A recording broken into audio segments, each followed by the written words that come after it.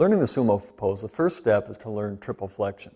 Triple flexion is where the ankles, the knees, and the hips all bend in unison. And they would come right back up. Now the sumo pose is very different than what's sometimes taught called the goddess pose. The goddess pose in general emphasizes the torso stays straight upright. This is a pose generally where people end up tucking their tailbone.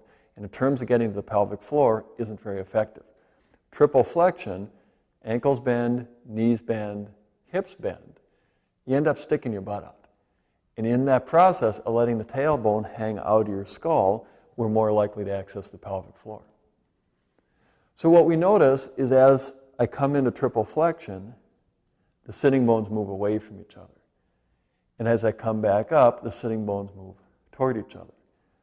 And in our progression, the first step is to start to feel what's going on in the pelvic floor. So as always in yoga, we synchronize movement with breathing. Exhale, triple flexion, sitting bones move apart. Inhale, coming up, sitting bones move together. Exhale, the sitting bones apart, triple flexion. Inhale, the sitting bones together, coming back up. And notice as I continue this rhythm going, at no point do I tuck the tailbone. I just let the tailbone hang right out of my skull, neither sticking the tail out behind me, nor tucking the tailbone under me. And in the process, I end up contacting that movement of the sitting bone.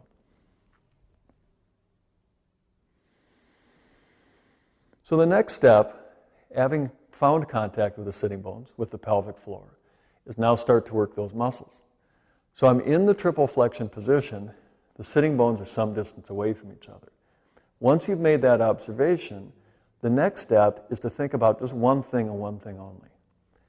Pull those sitting bones together. And you know you're on the right track when the legs spontaneously straighten. With the exhale, let the pelvic floor relax. Sitting bones go apart. Triple flexion. Inhale, draw the sitting bones together. You're strengthening pelvic floor muscles. Legs straighten. So in our progression, first step was to contact the pelvic floor, to feel that there is motion in the pelvic floor as we move the body. Second step is to actually dynamically start to use those pelvic floor muscles. Pelvic floor muscles contracting, pelvic floor muscles relaxing. Now the next step then is to learn how to use the pelvic floor where the muscles are strong when they're lengthened and the muscles are relaxed as they're contracting. What do I mean by that? One of the primary misconceptions we find in people living in their bodies is they feel like they can only be strong when a muscle is very, very short. And when a muscle is relaxed, they don't have any strength.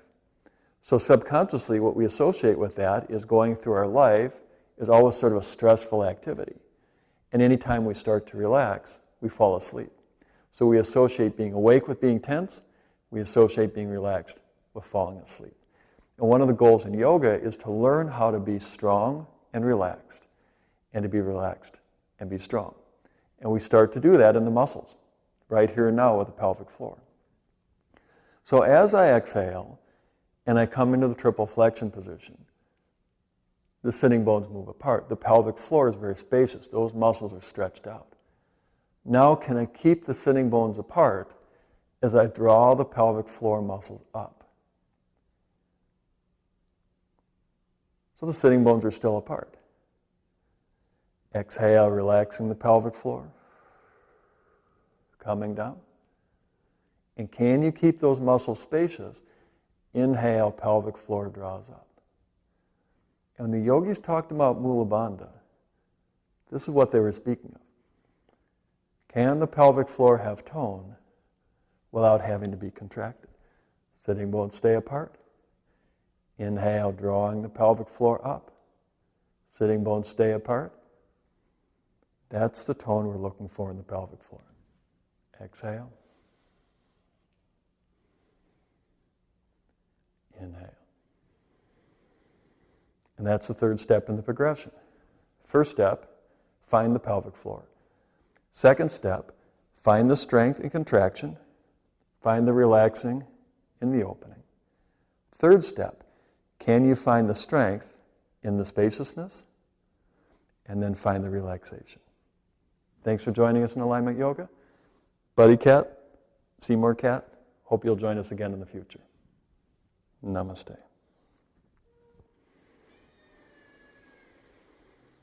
That was pretty good timing.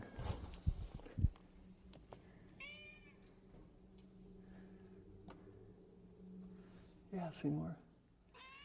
Oh, it's hard to have Buddy in here, isn't it?